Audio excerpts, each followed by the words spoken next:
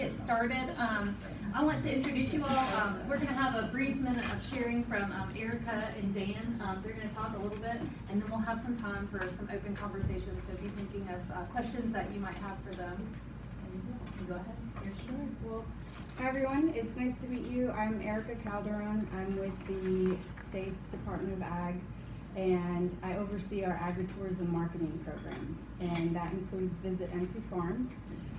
Within our marketing department, we have several marketing initiatives. You've got, I like to call it our umbrella program, Got to Be NC. The main goal here is to help our farmers get their products on store shelves, on restaurant menus, get one-on-one FaceTime with international buyers all over the world. And within that umbrella is, of course, Visit NC Farms. And so I'm supporting farmers and agribusinesses with their marketing support. One of the ways to do that is through Visit NC Farms, but we've also got some really amazing resources in our state, like Cooperative Extension, the Agritourism Networking Association, our state's tourism development, which is Visit North Carolina. So that was one of the first things that I looked out for was, who are the partners in our state that can support our agritourism marketing, education, tourism programs, and really address some of the marketing challenges that you all face. And so that's what I do with the Department of Ag. Hi, I'm Dan Green. They asked us to do a little an intro. And I made copious notes here, which I'll be reading from because I won't remember it all otherwise. I run and own Woodcrest Farm and Forge, which is out on Dairyland Road in Southern Orange County, near Orange Grove Road. They wanted us to talk about what we do and how we got to this point, so that's where most of my notes will be here, but happy to answer obviously specific questions afterwards. We're a small family farm, 12 acres. We raise and sell all natural pork, free-range eggs, and no-spray hay off of our pastures. But the bulk of our revenue over the last 5 years since we took over the farm is our agritourism programs. We run blacksmithing and craft classes for teens and adults pretty much year-round. We run homeschool programs, farm camps, craft camps, in the spring and in the fall, weekly programs, all of which has been growing a lot lately. We also do 6 weeks of summer camp, as well as the occasional big festival day on the farm, as sort of we can fit it into our schedule. Many of you may know my parents, Chris and Alan Green. My dad is right over there. They ran Woodcrest Farm for many, many years. I grew up there on the farm. They purchased it in the early 90s, so I grew up there. I went to school here in Hillsborough at Orange, and then went over to Chapel Hill for college, and then abruptly left the area and went and lived in the big city and had an entirely different career for 10 or 15 years. 10 years ago, my wife and I and our young family relocated back to the area and started working with my parents on the farm with the goal of potentially taking it over and transitioning to our own ownership there of the farm. When they ran it, and while we helped them out, they practiced sustainable agriculture, which took the form of a raw milk dairy and vegetable CSA. They raised pork and beef and eggs as well, and they hosted a small number of blacksmithing classes and a few homeschool programs here and there. And sometimes they did all this at the same time. So the farm was very, very busy. It was a great community resource. I like to think that it still is. But the profit margins were never really a motivating factor for my parents, partly out of necessity. It did a lot of good. It raised a lot of high quality food. It educated a lot of visitors and young people as well. In 2020, my wife and I, after working with them for about 4 years, finally decided to purchase the farm right before COVID hit. And that was a huge benefit, I really think, to us at the time, A lot of folks were unsure about their local food sources, or their food sources in general, and were turning to local food sources like our farm. A lot of folks really only felt comfortable gathering outside, and so the farm was a natural place for people to do that, and it had always been set up as a good place to visit. I think my parents did a good job of that. So we stood on their shoulders quite a bit in building what we have in the last 5 years. We got an Ag Economic Development Grant in 2020, which now I sit on that committee, so I really I encourage you to make use of that resource. It's a really excellent resource here in the county. We invest immediately in our agritourism infrastructure. We doubled the size of our blacksmith shop and added capacity for more students and more classes. We started doing our youth camp programs while schools were digital. We didn't really work for us, so we started running camps really just for our kids as a way to socialize, let them socialize, and to get them outside. And then friends wanted to join, and then we started, doing it for real. And there was a farmer, myself, an educator, my sister-in-law, and between the two of us, we ran some pretty effective farm camps, I think, and that just took off from there. Early on, flexibility and fluidity, and trying something small and then iterating, I guess, is what they say now, really worked for us. We never overextended ourselves, we thought. We still worked very, very hard, but it was within our comfort zone. And we never really got uncomfortable with what we were offering. We concentrated on smaller, more curated offerings. We weren't really interested in doing big festival days that were, dependent on weather or ticket sales. We wanted predictable numbers of people coming through the farm, especially because our family lives there. We have small kids. So classes where we knew exactly how many people were coming, camps where we knew exactly how many people were coming that were registered ahead of time and paid ahead of time. That was a big part of what we wanted to build and how we wanted to structure the work we did there. It goes on. We played to our strengths. We had a forge, so we invested in that. We had a farmer and an educator and fields and pastures and creeks and a big barn. So we invested our time and our effort in making those things better suited to greet people, to educate kids, that kind of thing. We don't try to scale anything that we don't want to do. We don't try to scale anything that is outside of our direct interests, really. It hasn't ever really proved to be effective or worth it to us, honestly. We invest in relationships with people that we want to work with. We find people that are doing things that we really want to do, and that share a lot of our values. And we invest in those relationships. We provide resources, we provide a place for them to do that, and we hope that it resonates with the public as much as it resonates with us. That's been a big part of it, of creating those partnerships. We talk to everybody about what we do and about what we're proud of. And that has brought us folks that we've now worked with for a while that we never could have predicted. It's brought us programming we didn't even consider before talking to these new folks. So that's been a big way to open doors for us. My wife works full-time off the farm, which is nice because it provides a very steady salary as well as health insurance, covering pesky things like that. Always a good coverage. Our long-term plan does include her transitioning to the farm full-time and developing more of our farm incubator program, incubating farmers alongside artists and craftspeople. Our backgrounds lend themselves to that, I would say, and that's really where we'd like to go in the future. The challenges involved with running this stuff is very similar to a traditional farm. There's always more work than you can do. There's always more opportunities that you might see available in front of you that you don't have the time or the resources to pursue. That is very much similar to regular farming, to traditional farming, I should say. Personally, the business side of running, the administrative side of agritourism is, I would say, significantly more complicated than traditional farming, and it's not a natural direction that I would go.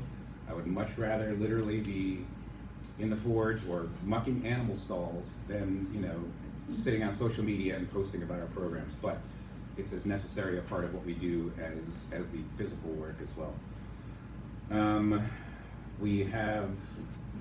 We feel that it's going well. We've got some significant successes that I think we can point to over the last few years. You know, specifically to what we're discussing today, the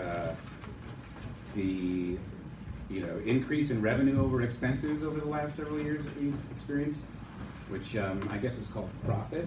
That has been sort of a marker, like an indicator that we're on the right track. Partnerships with folks and organizations that have come to us that we have not pursued are rewarding and gratifying for sure. We run some scholarship programs with a national blacksmithing organization that offers the Society of Inclusive Blacksmiths. We partner with them every year, and we have scholarships available right now, by the way. Go to our website, you can find out more information about that. The Durham VA came to us last year and bought a package of classes, the Veterans Affairs Department, for their members who come out as sort of therapy sessions, I guess, is through their therapy department. And that has been incredibly rewarding. One of our blacksmiths that we work with is a vet himself. And so being able to pair them up, being able to host those classes and facilitate that experience is, you know, that kind of thing is incredibly rewarding. There's also tons of stories I could tell you about individuals who've come through our programs, teenagers especially, young people, who have come through and experienced kind of, you know, confidence, have gained not just skills, but, you know, openness and connection and things like that that really resonate with what we're trying to do out there. So I'm happy, of course, to answer any specific questions you might have about this and tell you what worked for us. I don't assume that is the same roadmap for everybody, but I can certainly tell you what has worked for us. Maybe we'll let Erica share a little bit, and then we'll open it up for questions. That way we don't lose track of time. I'll share a bit about our agritourism program at the department and some of the initiatives that we've taken on in the last 2 years. I've been with the department now going into my second year, so almost 2 years, overseeing Visit NC Farms and working with our partners that I mentioned earlier. And of course, agritourism has been around forever. But our department is still very young, in my opinion, about 20 years old, and we've seen a lot of changes in that time. I'm sure the way you market your business today is different from when you started, or you kind of look back and think, oh, I could have done this or that. I mean, it's changing all the time. So as I have the chance to visit farms across the state, some of the questions that I'm asking is, you know, how are you reaching, who is your audience? You know, there's so many options for agritourism activities along the coast and the Piedmont, the mountains. There's an overwhelming amount of activities that you can choose from. So the challenge is not, you know, the activities or the types of events that we can host. The challenge is not even volume. We've got the visitors. Our state has like 40 million visitors, 36 billion in spending. So we can reach them. We just want to know, who are you reaching? And that's part of the challenge, I think. Not to speak for you or anyone in this room who's doing agritourism activities, but I think for any business owner is, you know, trying to find yourself and your audience, what works for you, what doesn't, what to spend money on, what to let go of, even if it feels personal. So it's a lot of interviewing farmers at different stages as well. A big part of my job and my role is to develop tools that will support you in your business development. But that only helps you if it's relevant. You know, you might say to me, well, I'm really past that stage.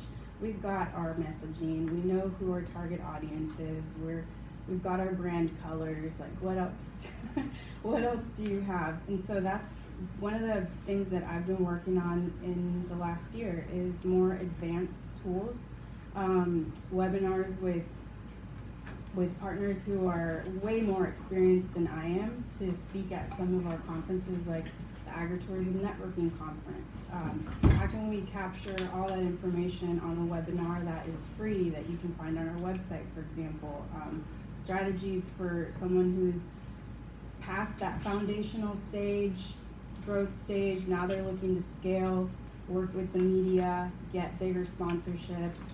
All of that is part of your seasonal, it's all cyclical. Once you get to that growth stage where you're trying to really scale your business and you are welcoming thousands of visitors a year, which is what a lot of our agritourism farms have now, are seeing now, they're looking to sustain that visitation, especially with the amount of competition all over the state, all over our region.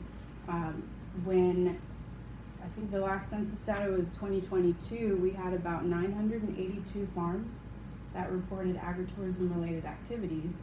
And today I can tell you we've doubled that just from what I see on the Visit NC Farms website. All of the farms that are open to the public for tours, farm to table dinners, and all of these public facing activities.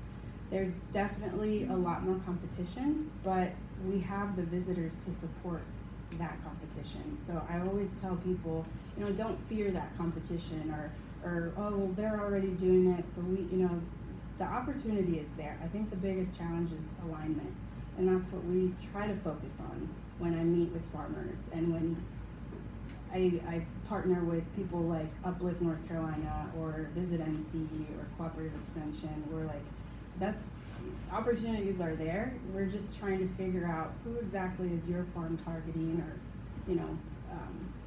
trying to reach and being intentional about that. And that's really hard because we want to do it all. So that's one of the things that I'm focusing on is just trying to build tools that help some of our farmers who are in that growth stage and scaling so that these resources are still relevant for you. And that's hard. Yeah. We'll get right into asking questions. I'll probably facilitate some more conversation. Does anybody have anything off the top of their head? All right, let's go. And I'm sorry, Dan gave me these awesome pictures. So I'm just gonna scroll through these pictures while they answer questions. You can get a sense of their farm. Oh yeah, for sure. This is a smattering of. And I don't want to you don't need to respond yeah. to the pictures. I was just gonna get in the background as they ask questions. Yes, okay.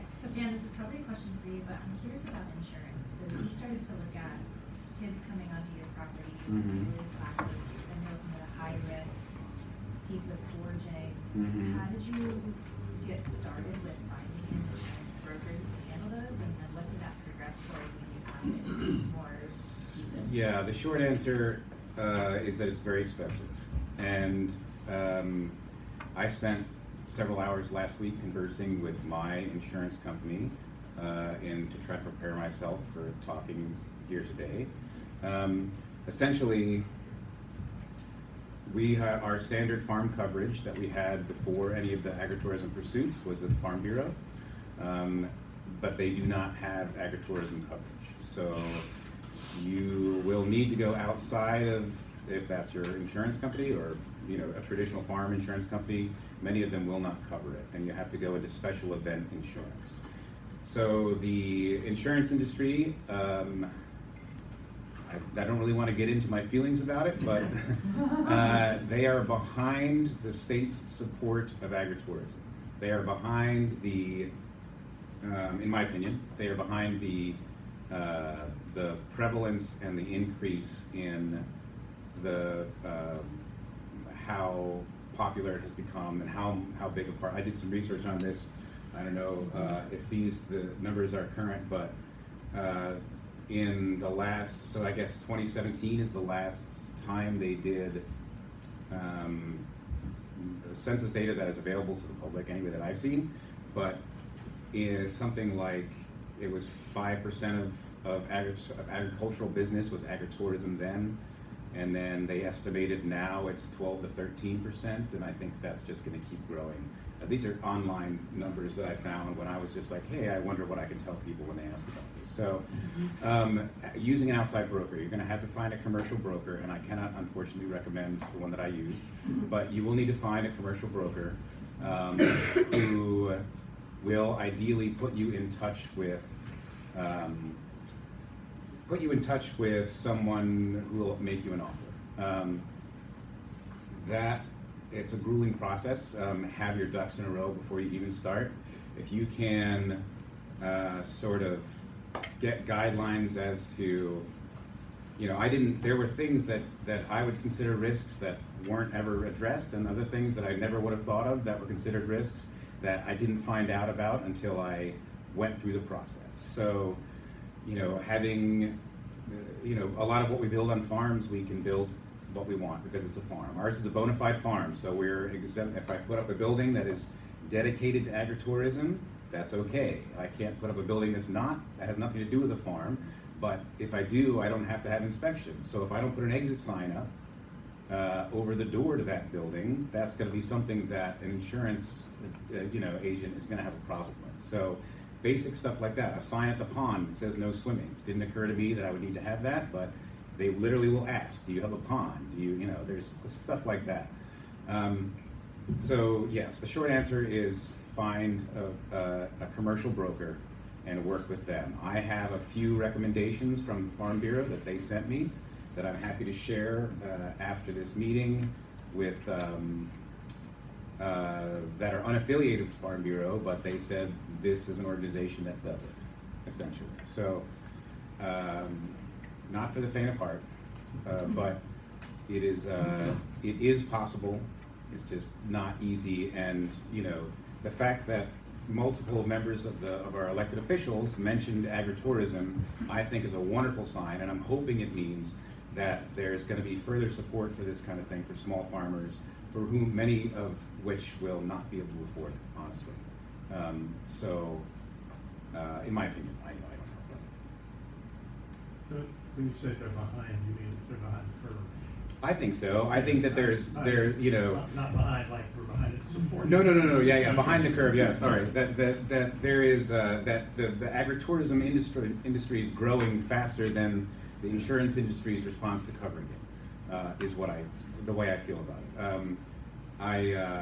I hope that changes. I hope but I spoke to somebody up in the uppity ups at Farm Bureau last week, and he gave me a lot of information about how that industry operates, where the risk assessment falls, how big a company has to be to offer insurance to what they consider much higher risk activities, like big farm mazes and food and drink on the property and all sorts of things. So yeah, I have a couple of websites that say they offer agritourism or agritainment insurance, and I'm happy to share those. But it's so specific to your organization, that I can't be more specific than that, unfortunately. Sorry, one more for both of you. Any info from Europe, like Italy is where a lot of this started a long time ago. Is any resources there? Have they had it in Europe? I've been trying to stay up to date with what the Global Agritourism Network is working on, and one of the first things has been defining agritourism. Yeah. I've been, reading their newsletters and joining some of their online webinars, and that's really the extent of it, and as far as I know. Yeah, I will say that a lot of the research I've done over the years has been about what qualifies as agritourism and what doesn't, mostly, and there's not. It's generally it's pretty broad as a general rule.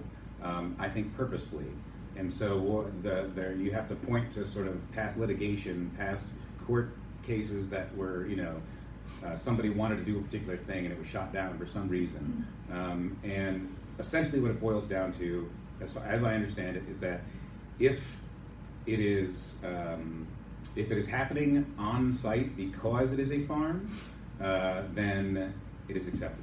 If it could be happening anywhere, then it is not considered agritourism and not protected by a lot of the leeway we receive as farmers in those areas. So there's a really good example, I'll just say this briefly, that I found of a farm that that was running a hunting range essentially.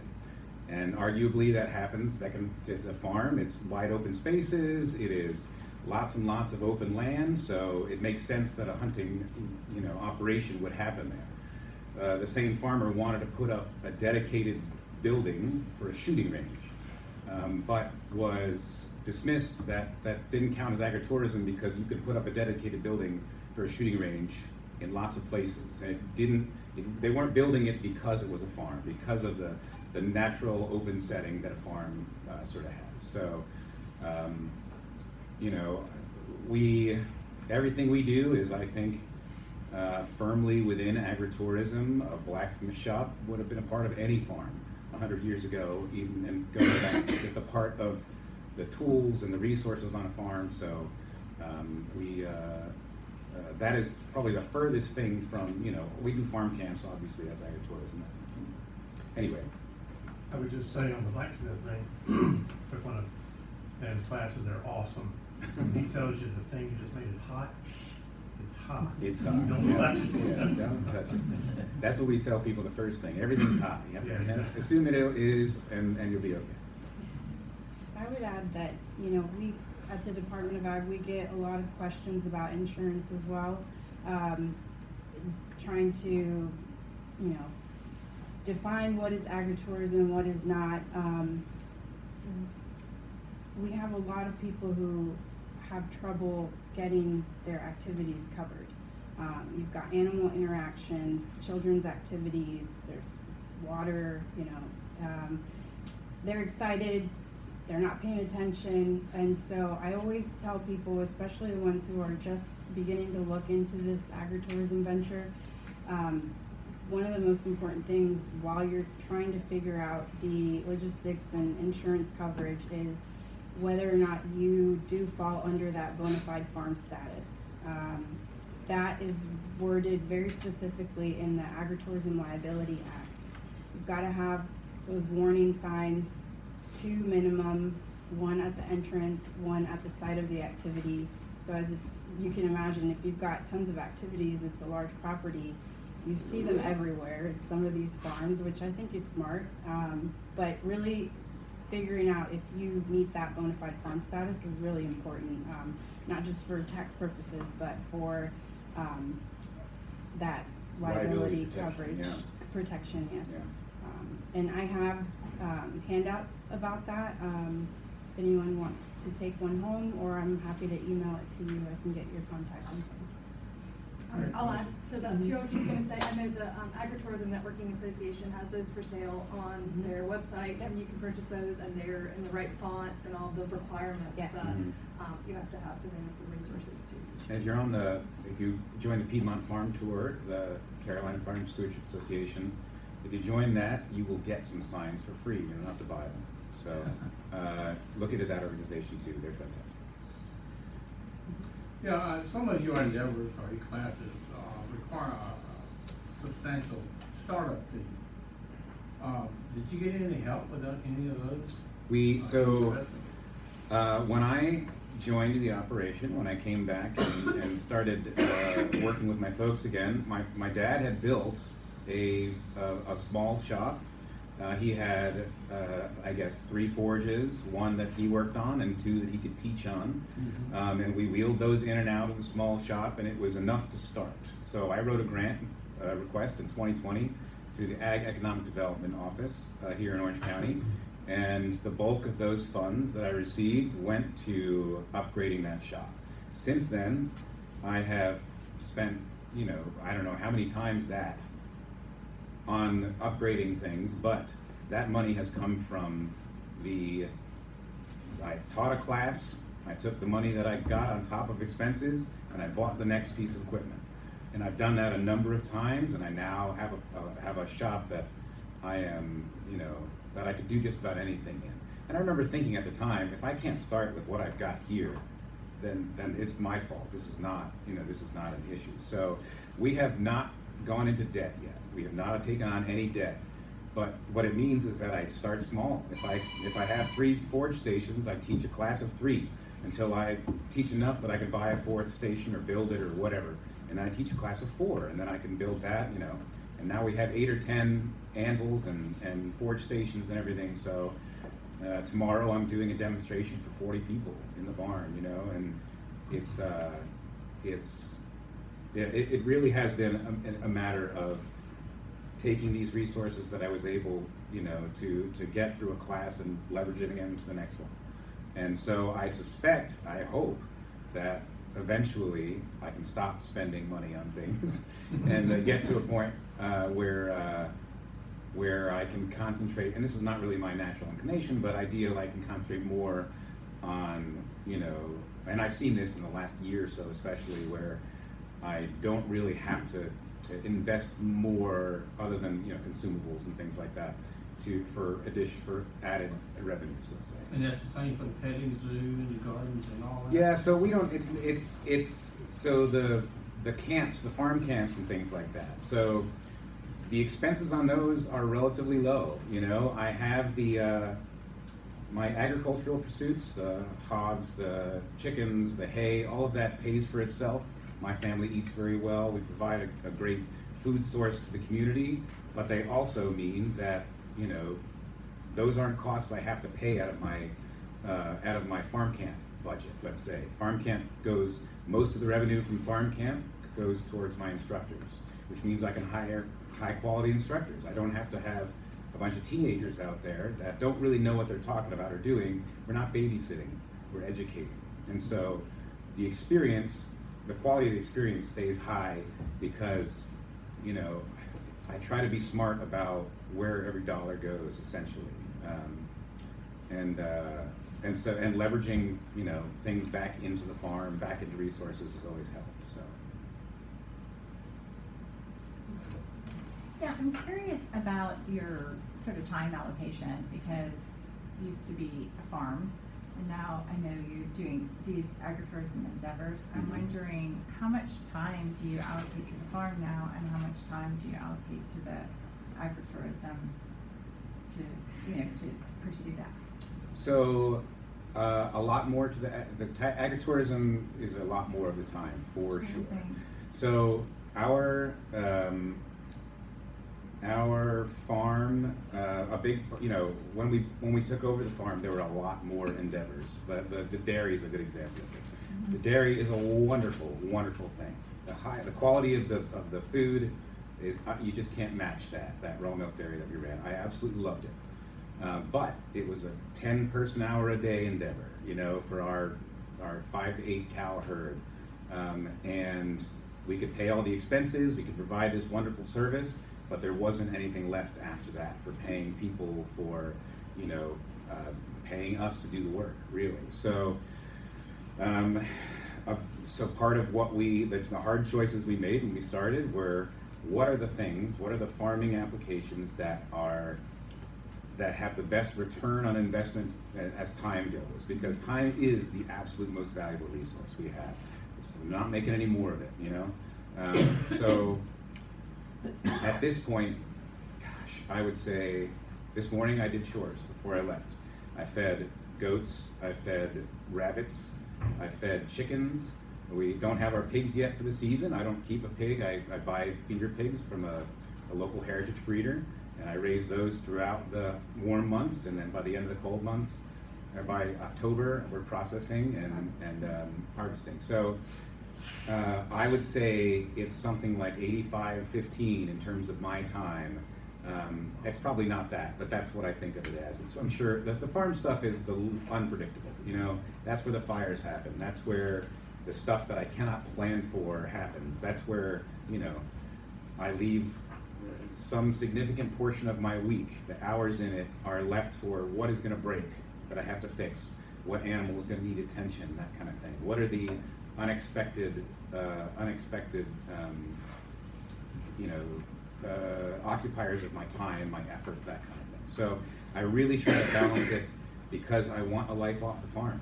I want to be able to go on vacation. I want to be able to do, I was not a farmer for a long, long time in my professional career. And I have a family. I have 2 wonderful kids and a wife that I love very much, and I want to be able to go, out to the mountains and go camping with them. And so we have to have, like I said, the most of our agricultural pursuits are either educational in nature or self-sustaining, and I don't rely on them for much beyond that. So this is partly temperament and partly, the realities of the economic situation, so.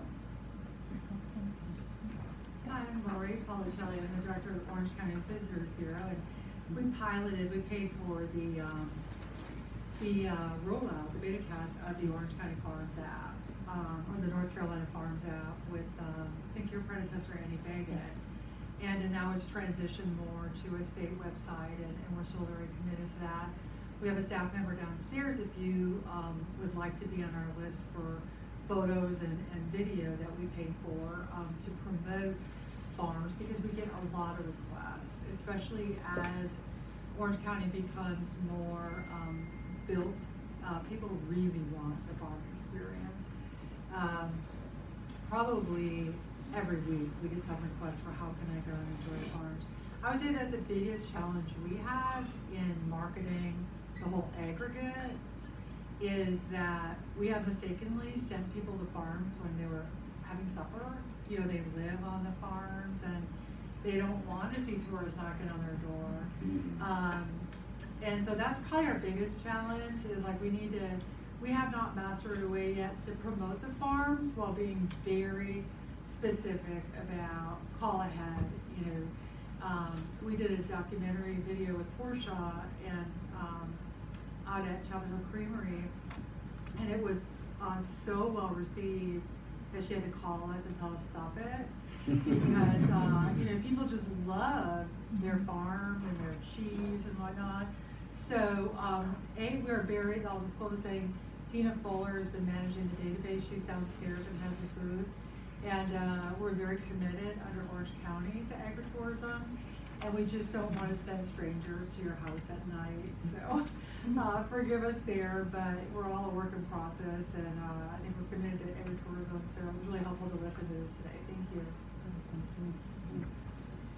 As she mentioned, the Visit NC Farms program started as a pilot mobile app program in Orange County by my predecessor. So over the years, Cooperative Extension, different county partners opted into the program. It was a pay-to-participate program. And over the last 2 years, we had a lot of challenges with continuing those paid partnerships, sponsorships. So it really came down to trying to find a way to make this more accessible directly to the farmer, a free resource. There's a lot of discussion, a lot of things that played into that beyond my authority. It really does come down to what the farmers want and are in support of. We didn't want to lose the program by any means. It's such a strong platform. But moving to the website that is feasible enough for the Department of Ag to support in-house through managing that website, the social media, email newsletters, and all the community events that we've been doing. It was the way forward for us for now.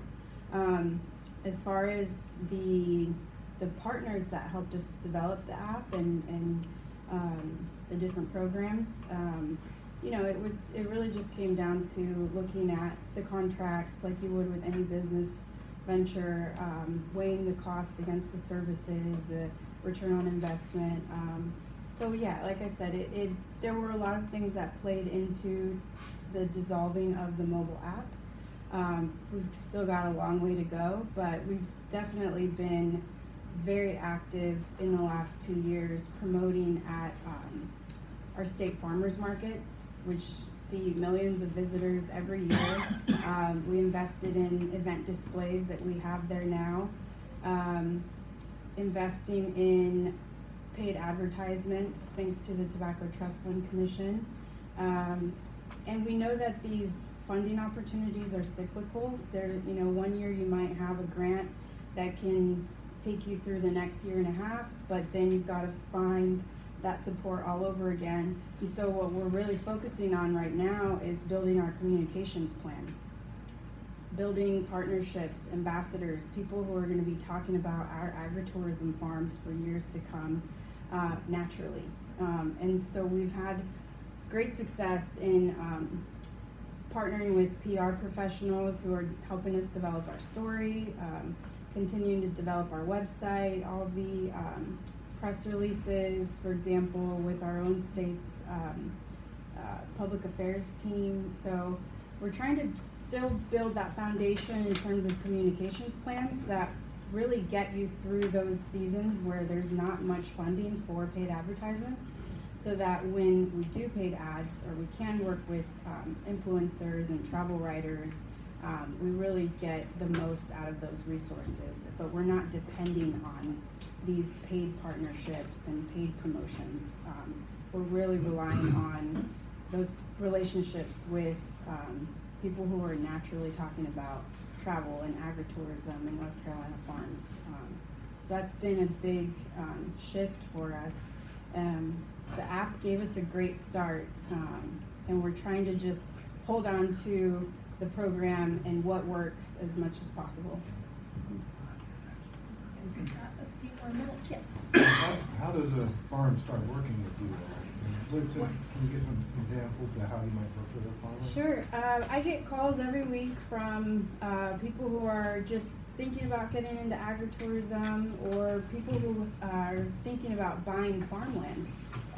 Anywhere from the beginning stages to people who have been farming for a century, and they've decided they want to open their farm to the public for tours, farm-to-table dinners.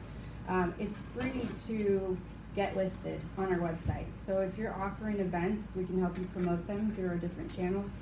But our department doesn't necessarily, or I should say does not have, a certification process for agritourism. There's no letter or certificate that you receive. All of that really does fall under your county's jurisdiction, and the ways to qualify for bona fide farm status and that liability protection. But working with me and our team, who's supporting Visit NC Farms, or with the Agritourism Networking Association, or Carolina Farm Stewardship, or there's several networking associations that have a lot going on throughout the year. But to answer your question, like how to work with us, with the department, if you're interested in opening your doors to the public and educating visitors, and we have lots of free resources to help you with your business development. And that might look like a one-on-one session. That might look like, oh, you could really benefit from this webinar.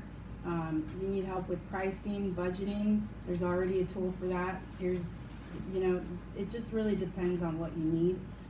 Everyone's at different stages, has different needs, and it's really awesome to see that there's already so many tools. People just don't really know where to find them. So that's part of what I do too, is I help you find that, what's relevant to you right now in your stage. So I connect directly with you now? Yes.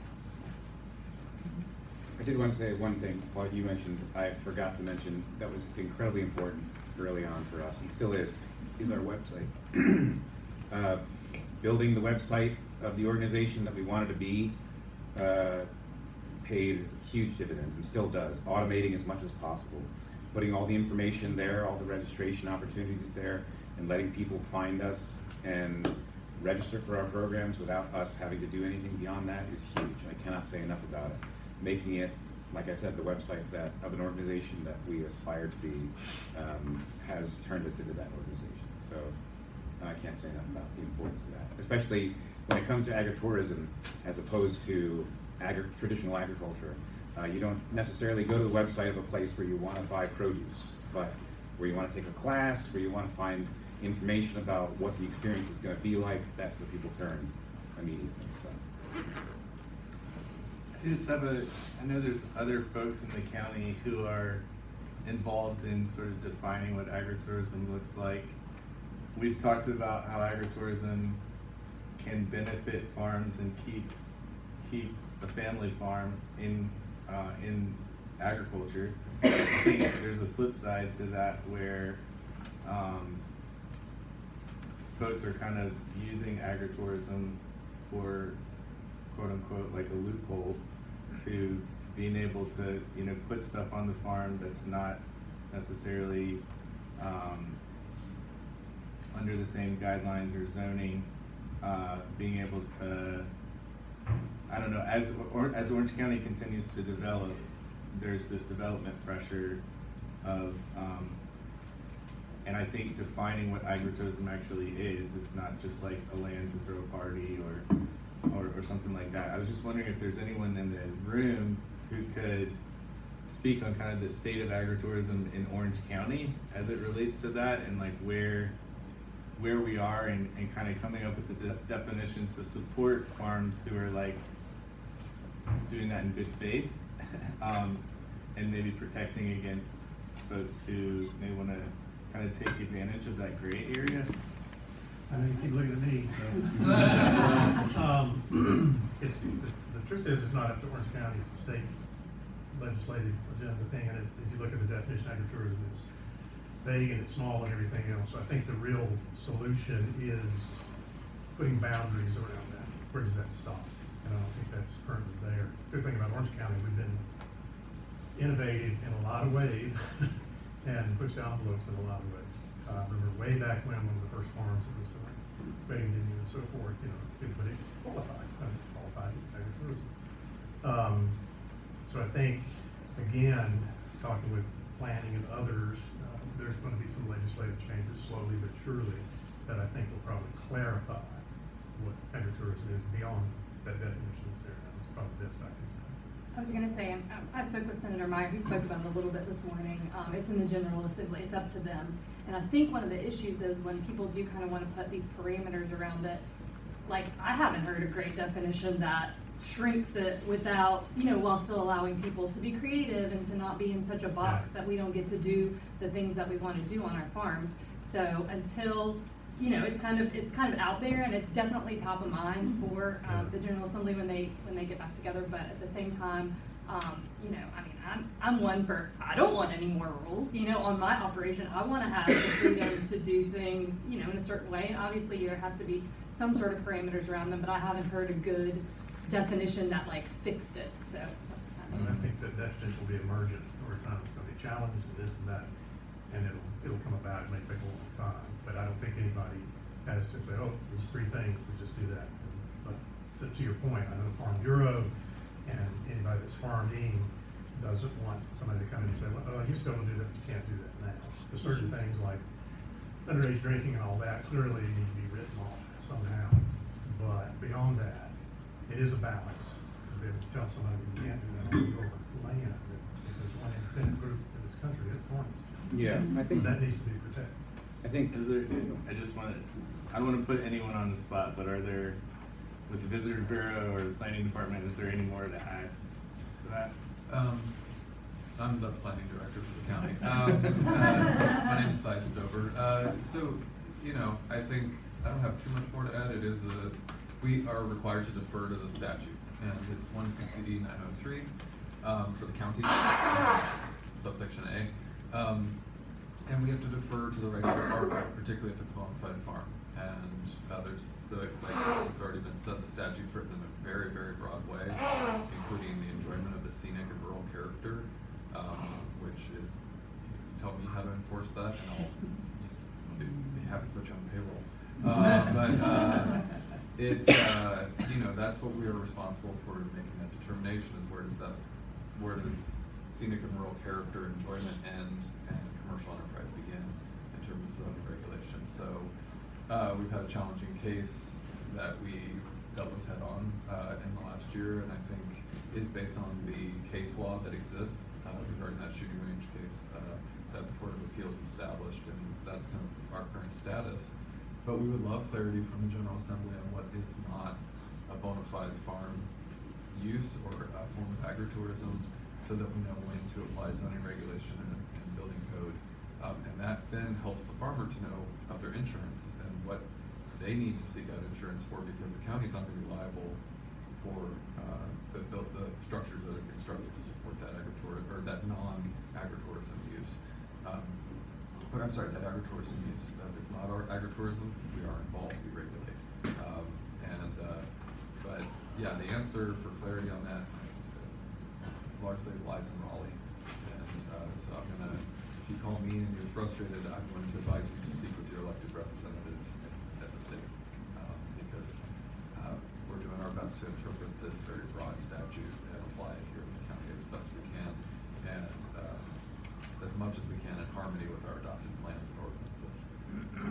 One thing, I know we're at time, but one thing, we talked about bona fide farm quite a bit, and stop me where I'm wrong with this. One criteria to be a bona fide farm, present use valuation, schedule F that you return, you have a forestry plan, or you have the qualified NC Department of Revenue tax exemption. Only one of those four makes you bona fide farm. That's what I have. Well, and to be clear, we can't require you to provide that evidence. The statute requires us to acknowledge that you are claiming bona fide farm status, but we are not permitted to regulate the evidence of that claim. So we request it because we think it's in the interest of the farmer to provide it to us, because then we've got transparency. We can say, yeah, we've got a bona fide farm affidavit, everything looks above board. We can work with Dana if they're claiming PUV status and say, yeah, this all looks, everyone is in agreement, this is a farm. If you don't, you're kind of between you and your neighbors. And, Yeah, that's one of the things I wanted to say too, is that a lot of what before we add anything at all, one of our main considerations is being a good neighbor. Is this going to change this is a farm. We live on a farm, we work on a farm, we want it to remain a farm. Is this gonna impede on that in any way? Is this going to, I don't know, I still feel like an interloper. We arrived in the early 90s in a community that folks have been there for hundreds of years. And I still think about every time we decide on doing something new, is this going to change, the nature of this place? And if I think it will, then, we really have to think long and hard about it. So keeping your neighbors happy, keeping the community, happy, will go a long way towards, making what you're trying to do a success, I think, so. Well, thank you all so much. I don't want to make anyone late for lunch, because that's very important, but thank you all so much for sharing. I don't know if you all will stick around.